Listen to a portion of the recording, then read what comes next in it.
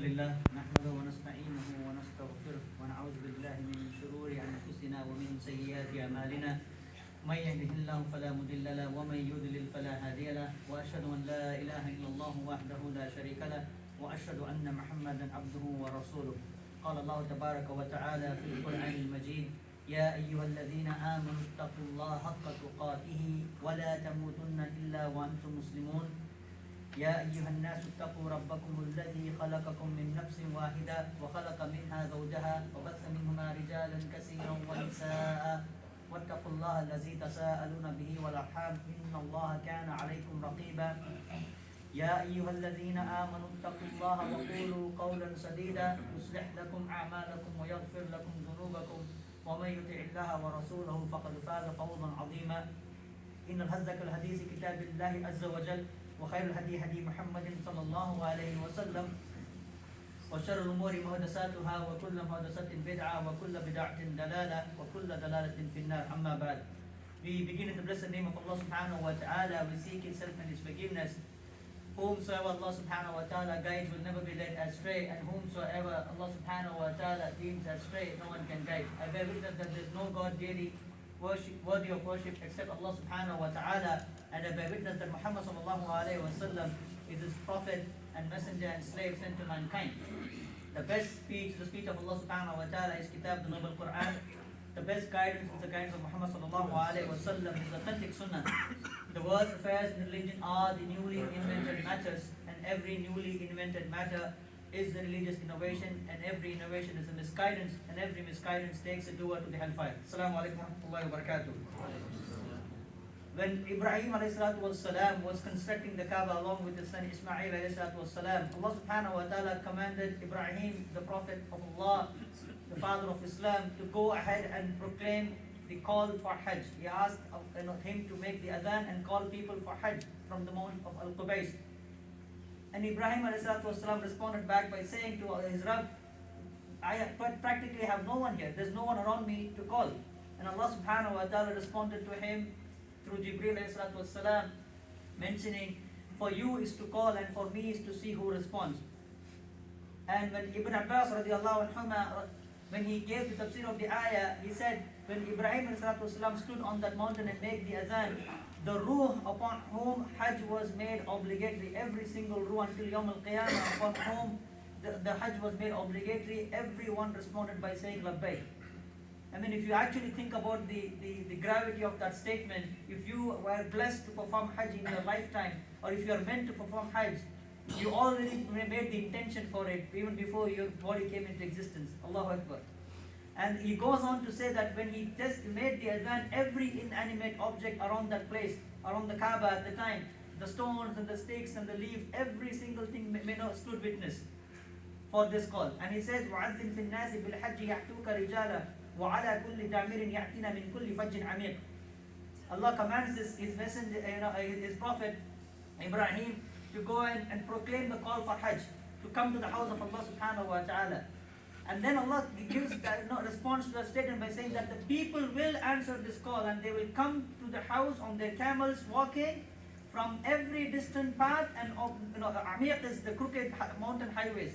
They will come from all the paths and all ways possible to fulfill this obligation. We are in the blessed month, the last of the calendar months in the Islamic lunar year. And we are witnessing the best 10 days in the year.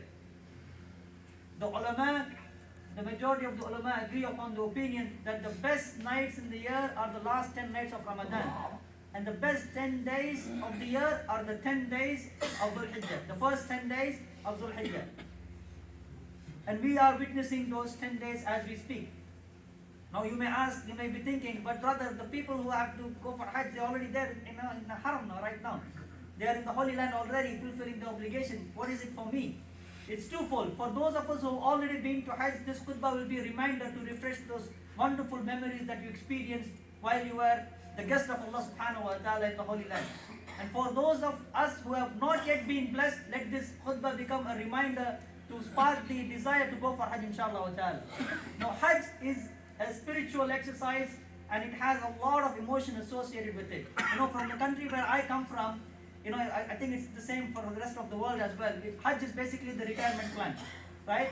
You grow up, you earn, you build your property, your house, you grow up your children, get them married.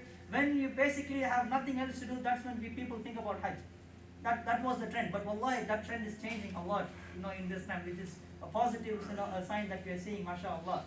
That used to be the case, but if you think about it, Hajj as an exercise, a ritual that we perform as a believer, is the fifth pillar of this religion.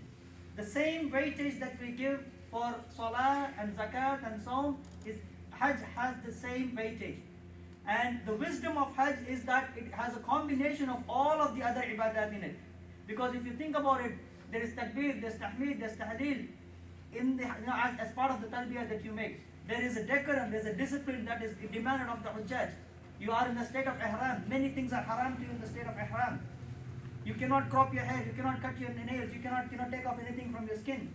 There is discipline that is required. There is a lot of physical demand. There's a lot of physical fitness that Hajj demands from you. The tawaf that you make around the Kaaba, millions of people attend the Hajj every year. And if you think subjectively, from the time Ibrahim ﷺ made the call for Hajj, 5,000 years or 4,000 plus years, Hajj has been a constant temporary migration that happens every single year. Every single year. World War I, World War II, whatever happened, COVID happened, Hajj never stopped. It keeps going on and on and on and on. Until when? The fiqh of Imam al-Bukhari is in the way he's categorized the hadith in the chapters, in the bab, the chapters that he's categorized. And when he talks about the hadith of the Prophet sallallahu alaihi wasallam, salli ala Nabi sallallahu alaihi wasallam, Allahumma salli ala Sayyidina Muhammad wa ala ali Sayyidina Muhammad wa barik wa sallim. The Prophet sallallahu alaihi wasallam said that, prophesied the destruction of the Kaaba. He said, I am able to see the sickle-footed man, the man who had a physical challenge with his leg. He is pulling the Kaaba brick by brick, and he was able to see him. Allah subhanahu wa ta'ala showed him the future, sallallahu alaihi wasallam. And that hadith is in the book of Hajj. To signify the fact when there is no Kaaba, there is no Hajj. Until that day, Hajj will keep going on.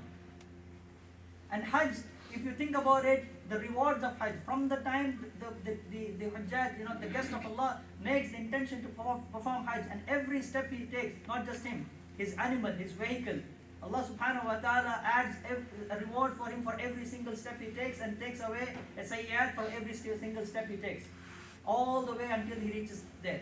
And on the day of Arafah, when the millions are gathered on that blessed valley, Allah subhanahu wa ta'ala descends to the lowest heaven and calls upon the angels. Who are these people who are gathered here today? It's a rhetorical question. Allah subhanahu wa ta'ala knows the answer, but it's a rhetorical question. Who are these people who are gathered here today? Have they seen me? And if you think about the state of the Hujjaj on that particular day, they haven't slept well. They are standing in the sun all day. They are dusty. They're covered in meager clothing, and they are standing there and begging to their Rabb for forgiveness all day long. And Allah subhanahu wa ta'ala tells to the angels, "Oh my angels, be a witness for this, for today I have forgiven every single one of them." Every single one of them. The sakina, the rahmah that comes on the hearts of the Hujjaj after the sun sets in the valley of Arafah, wallahi, every single one of us have to experience it. It's, you have to be there. It's like, I can't share that experience with you. You have to be there to experience. We ask Allah subhanahu wa ta'ala to give us repeated opportunities to go in Hajj and Umrah in our lifetime. Ameen ya Rabbal Alameen. And the Prophet sallallahu alaihi wasallam reminds us the reward of Hajj by saying, the person who goes to Hajj and remains from any rafas or fusuq, rafas is lewdness and fisk is sinning. If he remains away from these two things, the reward of this is as if he was born from the womb of his mother. All of his previous sins wiped out. And when he has, of course, he has the true ikhlas, and he fulfills the pillars and the sunnah and the wajibat of Hajj. And the Prophet ﷺ goes on to say, the reward of an accepted Hajj, Hajj Mabrur, is nothing except the reward is paradise. Accepted Hajj has no other reward except Allah makes wajib upon this person to enter Jannah. That's the significance of Hajj. Now we keep going on and talking about some of the rewards. It's a spiritual capital. Now in our times, people have come up with excuses, and they keep making many excuses. One of the excuses, the common excuses which we keep hearing from people is, brother, mashallah, I have big family. It's me, my wife, I have 4 kids. Hajj, mashallah, now is $20,000+, keeps going every year. And for me to go to Hajj, it's almost 100 grand, which is a lot of money. Now, hear me out and listen to my words very carefully. There's technicality there, don't misquote what I said, and listen to it carefully. Very similar to the fact that you don't have an obligation or you're not sinful if your spouse or your son does not pray. As a husband of the house, my obligation is to teach my wife and my children to pray. But if they choose not to pray, am I sinful for that? No. Am I responsible for that? No. وَكُلُّكُمْ عَتِهِ يَوْمَ الْقِيَامَةِ فَرْضًا. I will stand before Allah subhanahu wa ta'ala for what I have done on the day of judgment, and they will answer for what they have done. Same thing for fasting. Similarly, for Hajj, it is not an obligation, it is not wajib upon me to sponsor every single member of my family. Are you with me? It's not wajib upon me to sponsor every single person in my family. So what I'm getting at is, if you are able to save $20,000, Hajj has now become wajib upon yourself, and you should go on the journey straight away. There's no need for you to wait for the rest of the family. Of course, wallahi, you are a billionaire, mashallah, you are able to save for this for a long time, and you have a ancestral property that you sold and you got money, and you are able to sponsor it, and you say, my wife, my kids, come with me along for Hajj, and you are able to sponsor it. That's a gift that you are giving them, but it was not wajib upon them to come along with you. Are you with me? Right? So they can accept the gift from you and travel with you, but it was not wajib upon them. Now, that's the first part. So while I say that, the point I'm trying to get to you is, do not delay your Hajj. The second, excuse that we keep hearing from people is, wallah, I think I'm not, pure enough. I think I'm not, better enough to go for Hajj. I still have to get to a point where I think I'm fit enough, worthy enough to go for Hajj. The answer, or the question I ask when I hear this kind of statement is, give me a date. Give me a date when you think you'll become worthy. Because Allah subhanahu wa ta'ala reminds us in the Quran, Inna salata tanha anil fahsha wal munkar. Indeed, persisting on prayer will move you away from wild deeds. It's not. People think the reverse. Ajib. Man is very weird in that sense. Allah is telling us, if you want to purify yourself, start increasing your good deeds. Increase your prayer. Persist on your salah. And if you want to become better, go for Hajj. Because Hajj will have that haunting experience in you, and you'll carry those memories for the rest of your life. Because you see, and in the ayah, and the next ayah that comes after, the ayah that I mentioned, Allah subhanahu wa ta'ala, gives the wisdom of Hajj as well. لِيَشْهَدُوا مَنَافِيَ لَهُمْ. So they would see things which will affect them. You will take that memories with you. The person who has performed Hajj sincerely is not the same person who went before. When he comes back, it has spiritually changed him in some shape or form. And that's what a true Hajj does to the person. Because you see things which will, you can't fathom certain things. I mean, you see a man with no legs crawling, with his hands and trying to make the tawaf. Then you ask yourself, if this man stands next to me on the day of judgment, what am I going to show Allah subhanahu wa ta'ala? I mean, I had everything. I was physically able, I was able to do everything, but I was still lazy to come to the masjid and pray. I still made excuses to fulfill the obligations of the religion. The Prophet ﷺ said, "Inna hadha din mateen." This religion, is a strict religion. It requires a certain discipline from all of us. Which comes with the sunnah of the Prophet ﷺ. When he gives you something, take it. When he asks you to refrain from something, refrain from it. And Hajj will, test everything, that you have in your mind. It is a test of will. It's very similar. When somebody wants to buy a nice car, what do? You start saving. You put a plan together. This model is coming up, the end of the year, whatever. You start making sacrifices. You start saving. You probably do an extra job and you start saving money. Put a plan for Hajj as well. Even if it's 5 years, 10 years down the lane, make the niyyah now and start saving for it. Because Allah subhanahu wa ta'ala is ghani, He's free of need. Because if you die during this course, Allah perhaps out of His infinite rahmah will count you among those who have fulfilled the Hajj as well. Because you had the true intention and you were sincerely working towards fulfilling it. And the Hajj has so many wisdoms in it, and some of the wisdom, inshallah wa ta'ala, it forces the ummah to work together. In Hajj, Think about the crowd control people worry about, the MCGs and the other stadiums fill up, 10,000 people, 20,000 people, they're like, oh, 20,000 people, mashallah, 2.6 million people in Ramadan, it's just 2 months ago, 2.6 million, in attendance, and this year they're saying 3.2 million, for Hajj, Allahu Alam. I mean, imagine 3 million people from every nook and corner of the planet. You turn around, they don't speak your language, they don't speak, they don't look like you, they are completely different. But the moment the Imam or the Muazzin says Allahu Akbar, everyone stands in line. Everyone stands in line and everyone prostrates to their Rabb uniformly. And that's the discipline. And another wisdom is the ta'aruf. You are able to introduce yourself to the other people of in the planet, and you are able to have that global connection that you are not alone, but this is a global religion. When Malcolm X, Rahimahullah, when he made his Hajj, in the 60s, when he traveled to Hajj, he said after coming back, well, that was the first time I ever sat with a white man and ate from the same plate. Until such time, I thought this religion is only for the black people. I never realized that this religion is a global religion, it's for everyone.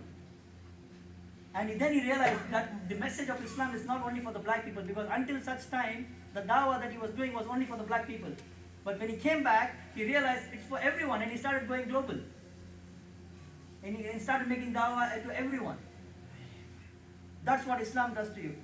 It connects with you, with your spiritual capital, the travel preparation that you do, the planning that it requires, you try to, and you learn a lot of fiqh before you go ahead and perform the Hajj. Depending whichever school of thought that you agree. And it helps you lose your worldly identity. You could be a millionaire, you could be a zillionaire, but when you're in Hajj, you are dressed exactly the same way as a pauper has dressed himself. The 2 pieces of cloth for the men. Exactly the same way. There's no differentiation that you can have between a rich man and a poor man. Everyone stands before Allah as a slave and servant. Everyone's the same. And it gives you a glimpse of Yawm al-Qiyamah as well. When you're standing in the valley of Arafah, it gives you a resemblance to the way we would stand before Allah subhanahu wa ta'ala on that day, on the day of judgment, before Allah subhanahu wa ta'ala, accounting for all our sins. And the chaos that comes with Hajj, the randomness that comes with Hajj. Nothing goes to plan in Hajj. You want to do something, nothing goes to plan. And it's a test.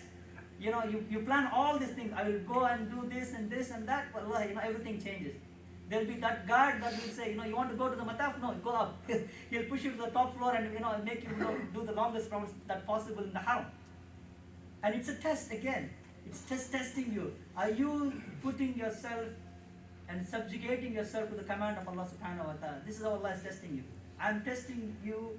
Are you able to lose your identity? We have, our hair, the shabab, mashallah, they gel their hair and do all these things. One of the conditions of they are coming out of ihram is shaving off your head. You are saying to Allah, I'm ready to do whatever it takes to earn your pleasure. I'm able to lose my identity, become unrecognizable for my family members, no problem. But Allah, you accept it from me. That's all of the things that Hajj does to you. And the begging that happens on the day of Arafah, it's a sight that you have to see. You see the poorest of the poor coming from the third world countries and sitting there in the hot sun and begging to their Rabb, opening their arms and asking, oh, Ya Rahman, Ya Rahman, Ya Ghafar, Ighfir lana. And they're speaking, sometimes it's a conversation, it's not even a dua, it's just confession, it's a monologue that you're doing with Allah subhanahu wa ta'ala. And you're confessing to everything that you have done in your life. But Allah knows everything, you can't cheat Him. Allah knows us before.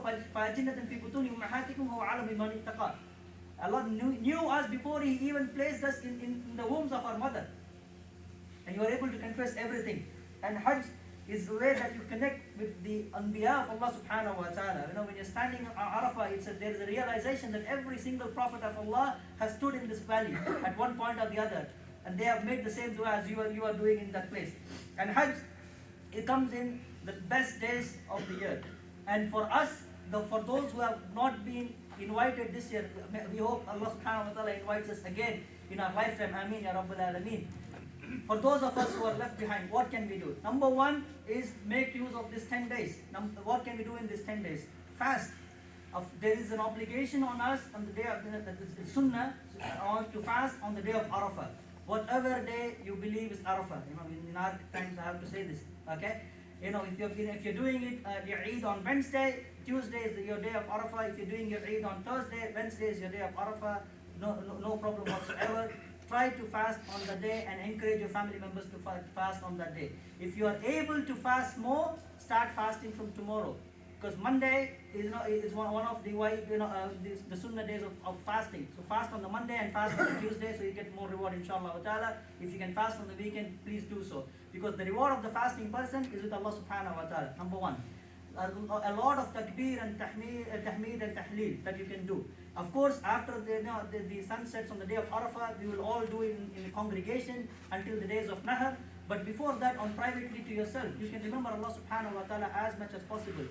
Zikr does not require you to be in the state of wudu. The zikr does not require you to be in the state of purity. Zikr does not require you to be in a specific place. Wherever you are, whatever you're doing, of course, except of the bathrooms in the graveyard, you can remember Allah subhanahu wa ta'ala wherever possible. Encourage yourself, your children to remember Allah subhanahu wa ta'ala. Number 3 is udhiyah. If you are able to give qurban, most of us are able to give qurban, please do so. Sadaqah welfare is outside. MashaAllah, the brothers do a lot of work in the Muslim lands, in Palestine, and all of the affected lands. We ask Allah subhanahu wa ta'ala to get our brothers and sisters help and rid them of some the atrocities and the crimes that are inflicted upon them, and grant them nusra, ameen ya rabbal alameen. So your money could help them. So perhaps have a decent meal. The sadaqah that you do, the udhiyah that you sacrifice, please go ahead and talk to the brothers, and they will be able to give you more. And if you're able to give it overseas, you can. And and the moment you make an intention of udhiyah, there are certain things that you could do to relate yourself with the Hajj, like not cutting your hair, not clipping your nails, and not taking anything off your skin, etc. The same condition that the muhrim has, you try to put that upon yourself. Of course, it is mustahab. Brother, but I have infliction. No problem. Allah knows your status. You're not sinful for that. There is no dam that required, or there's no diya that you need to give on that. That's totally fine. It's mustahab for the non-muhrim. So it's totally fine. And the last thing you could do is simple, which is always the case, refraining from minor sins, and of course refraining from major sins. The white lies, the smaller things that you try to discipline yourself in this days, and remember Allah subhanahu wa ta'ala as much as possible. We ask Allah subhanahu wa ta'ala for goodness. أقول قولي هذا وأستغفر الله ولكم فاستغفروه إنه هو الغفور الرحيم.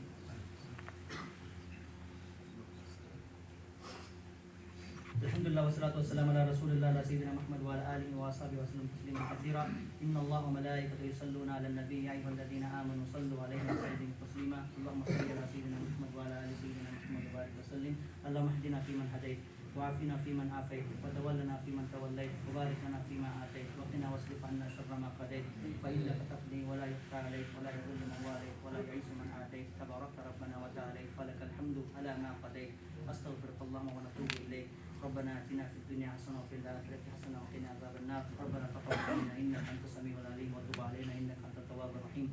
ربنا لا تؤاخذنا إن نسينا وأخطأنا. ربنا ولا تحمل علينا إصرا كما حملته على الذين من قبلنا.